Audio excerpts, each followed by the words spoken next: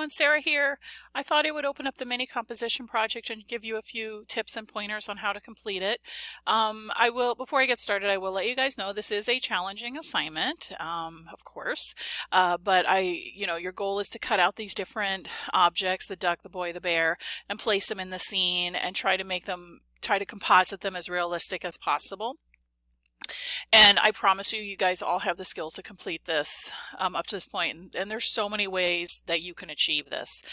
So just remember that this is a 100 level introductory course. I'm not looking for perfection. I'm just looking to see how much progress you've made. So I'm just going to spotlight a few different things, how I might approach it. Again, you don't have to do it the way I'm doing it. Have fun with it. Really stretch your skills and practice with the tools, and don't be afraid to try different things to achieve different results. So I'm going to go ahead and work on cutting out the bear. So there's different ways that you can do this. You could maybe try using the quick selection tool. You've got some sharp edges here. It's contrasted against the background. Maybe I'm going to reduce my brush size a little bit, and I could just kind of click inside the bear, and that's not bad at all. I've got most of the bear. I got a little pieces that I don't want. Let me go ahead and zoom out. Oops, sorry, I meant to zoom in. My bad. Okay, so you can see I have some pieces that I don't want, so maybe I can come in and I could go back with that magic, or with that quick select, I can go ahead and choose the subtract, maybe make the brush a little bit smaller, and kind of click a little bit, and it just brings it in, right? And then I want that tail there, so maybe I'll decrease my brush and then go to add, and I can kind of click a little bit, and actually that is not a bad version of the bear, right? That actually is pretty good. Okay, and so what I always like to do is I like to save my selections so I can reuse them later. So once I get a good selection, I can always go up to select, save selection, and call it teddy bear. And you are required to save your selections. You can do it this way, or if I were to do a layer mask, the mask would also count as a saved selection. So I'm going to do a Control D to deselect. So I do have that, and I know it's saved because remember, selections are saved as alpha channel, so I can see that right here. There's that teddy bear. Another way that you could select, if I kind of look in at the boy, what I could do is maybe I'm going to choose the magic wand tool. Maybe I want to play with that one. I'm going to dial the tolerance down to 25 and just click, right? I just see what happens if I start clicking. Whoops, I don't want to do the subtraction, Control D. I want to make sure I have the add. I noticed that because I saw the little minus sign. So I can go ahead and click, and that's actually not bad again, but I've got a piece here that I don't want. It's taking too much. So I'm going to do a Control Z and just take away that one last selection. Now that I have a selection going, I could come in and I could play around with that select and mask tool. If you remember, that's really good if you have like hair. So I'm going to go ahead and choose the select and mask. That turns that tool on, and remember in this tool you can select out your object in many different ways. You can view it, overlay, or black and white, or onion skin. I like to use the overlay method. That way I know wherever I see red, I don't want the red. And then I can come back and then just play around with the different tools. I can use my quick selection tool and then continue to make sure I have add turned on. And I can just kind of click in here. And that's, it's picking the pieces, right? Photoshop is smart enough to kind of work that tool for me, right? And that doesn't look too bad. I got, some pieces in there, and you can play with the different settings and you can play with the different tools over here. But let's say I'm happy with that. What I could do is I could come down here and choose my output as new layer with layer mask, right? And when I click OK, what that does is it makes a duplicate and creates a layer mask, right? And you can see that here's that boy. And so now I can work with that. So that would be another way to create a selection or save that selection. Okay, so let's go ahead. I'm going to make a copy of the bear and boy layer, another one of those, and I'm going to turn the boy off. I'm going to work with the bear. Okay, so remember I saved that bear selection, so I'm going to make a copy of this layer, and I like to make a lot of copies of layers when I'm working in my projects. I know that it does increase file size, but then I can come back in and clean up what I don't need. So I just and of course I would name these properly, but for demo purposes, I'm just going to kind of leave them as it is. Maybe I will call this one bear, just so I don't get confused, right? So what I can do now is, because I have that selection that I created, right, I can load that selection back up. select load selection, choose the teddy bear, okay? And if I just wanted to remove him from this piece, get rid of everything else, an easy way to do that is go select inverse, that selects everything but the bear, and press the delete key. Oh, Control Z. What I need to do is, because this is a smart object, I do need to go ahead and rasterize that so so I can use some of the techniques I want to do. So I don't want to link that to the original image. Remember, smart object links to the original image, so we don't want that. So I'm going to go ahead and right click on that, and then I'm going to choose rasterize layer, and that gets rid of that link to that smart object. So now I can play around with that. All right, so going back, I'm going to go select, load selection, teddy bear, and then select inverse, okay? And now if I press delete, because I rasterized that layer, I can get rid of everything except the teddy bear. Control Z, move, and I can put the teddy bear in the road, okay? Maybe I want the teddy bear to look like he's in the back of the road, right? So then I would probably make him smaller, so I can do a transformation, edit, transform, scale, right? And maybe there's this teddy bear that fell in the road, okay? And I can place him there.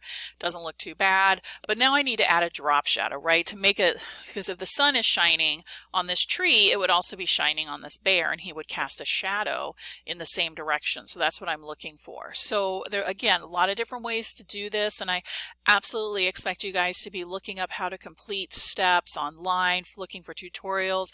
You can find so many things out there to help you. Like at this point of the class, you should absolutely be able to find tutorials to help you, and because you're familiar with how Photoshop works and the environment and the tools, you should be able to use those tutorials to your advantage. All right, so what a lot of students want to do is, oh, I need to add a shadow. They could come down here and be like, oh, I could add this layer style drop shadow.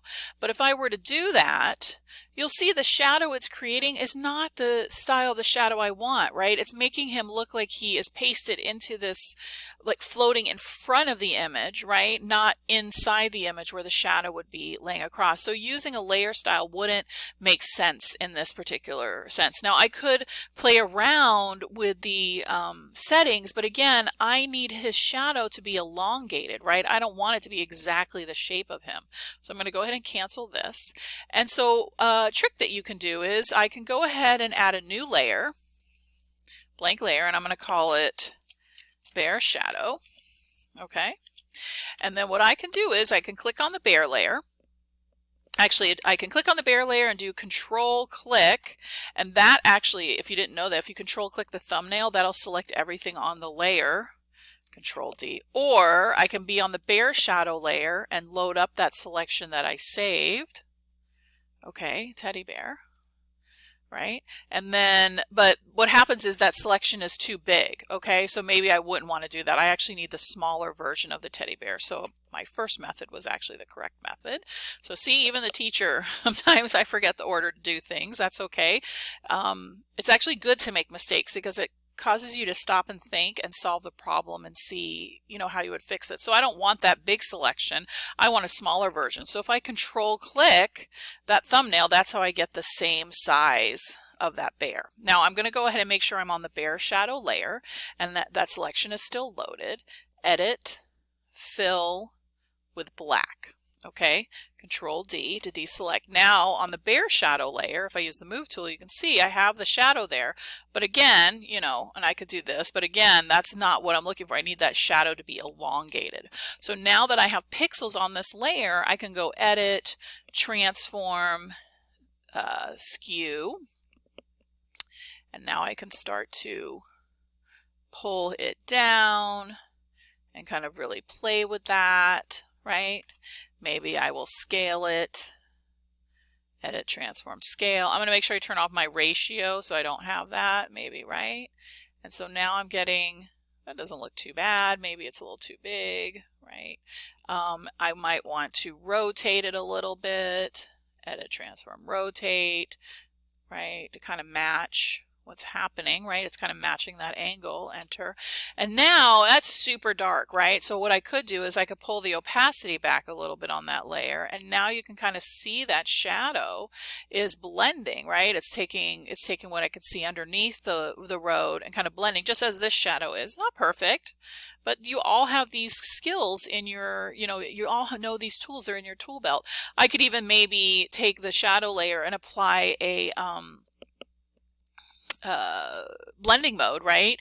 If I move this guy up here, that way it would make more sense, right? This is why I always have duplicates that I would save in duplicates of all these images in another layer group. But here's that background layer. If I click on the bare shadow and apply a, go run through the different blending modes, I can see what happens. Overlay, don't really like that. Hard light, all these are kind of looking the same to me, right? But maybe I could do darker color or darken or multiply. Any of those is going to make it look a little bit, it might look the same. Let's see, darken. If I do a Control Z, it almost looks the same. You really can't tell a difference. So, but you can play around with that. You can kind of see what's going on. I can also see that the teddy bear, so that's how you would make one way to make a drop shadow. You can continue to mesh with that. Doesn't, you want it to kind of match this environment here. Okay, so the teddy bear it technically is in the sun, right? He doesn't look like he's that sunny. So what I could do to the bear layer is I could work on maybe adjusting some of the lighting effects, and to do that I could come up to image adjustments, and I could play with levels or brightness, contrast. I can play with any of these. So maybe I'll just pick levels and see what happens. I can go ahead and grab that, and maybe I'll just start dragging the sliders and see what happens. Okay, so that's kind of washing him out. I don't really like that. And that's making him look too dark. Don't really like that. So I'm going to hit cancel. Maybe I'll try something else. Image mode, image adjustments, brightness, contrast. Maybe I'll make it a little bit brighter, right? Okay, that doesn't look too bad, right? That's looking pretty good, okay? And so it's just giving him a little bit more brightness. Maybe I can work with the contrast a little bit. Put that back to 0. Click OK. All right, so that's looking a little bit better. It's looking like he kind of actually is sitting in the road and he has a drop shadow. Not perfect, but you're kind of getting the idea. The last thing you might want to know how to do is, how would I place the bear maybe over here on the side of the road and make him look like he's actually sitting inside of the grass. So I'm going to go ahead and make a duplicate of the bear layer, okay? And I'm going to move that duplicate over here.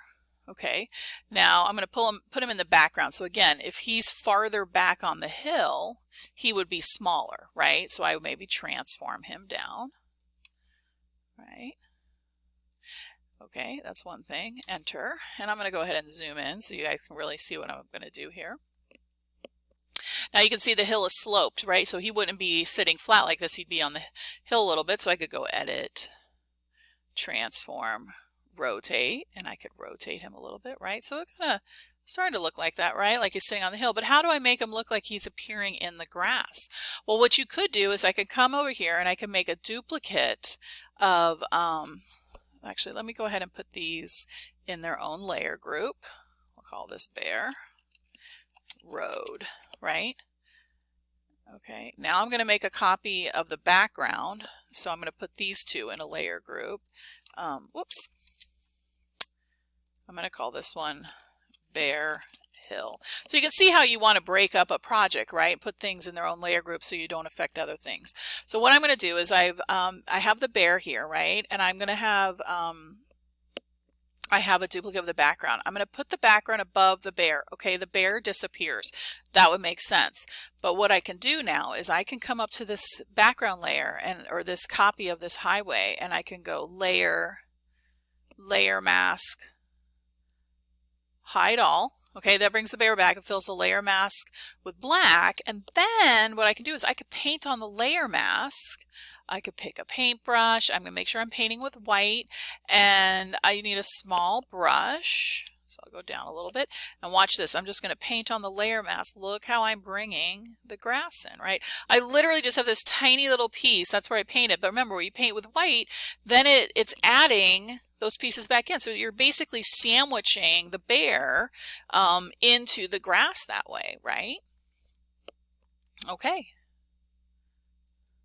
So that's kind of showing you a few different things that you can do. I definitely want you to, are going to pick another image. You can download that image, any image you like, place it in the scene. You're going to add some text and any other things that you want to do. I want you guys to have fun with the assignment. You can do whatever you want. A lot of students turn it into like an advertisement or a poster or a postcard, and that's totally fine. It's up to you how you want to design it. So hopefully, I know that I spoke a little bit fast. I was trying to make this short, so we're at the like 15-minute mark. If you guys have any questions, definitely reach out to me. I am here to help. I can help you, whatever your question is, help you solve that problem. I am happy to help. Okay. Good luck and have fun with the assignment.